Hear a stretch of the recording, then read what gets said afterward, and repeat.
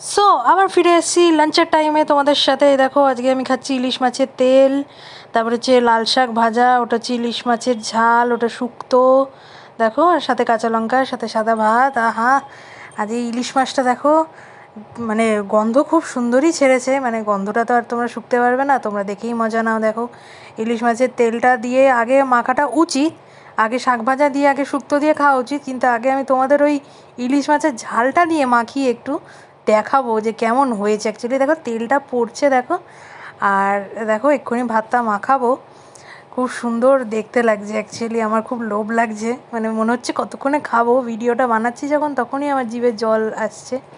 দেখো পুরো হলুদ হয়ে গেল ভাতটা, মানে তেল দিয়ে সর্ষে দিয়ে মা যা বানিয়েছে না, ও ফাটাফাটি।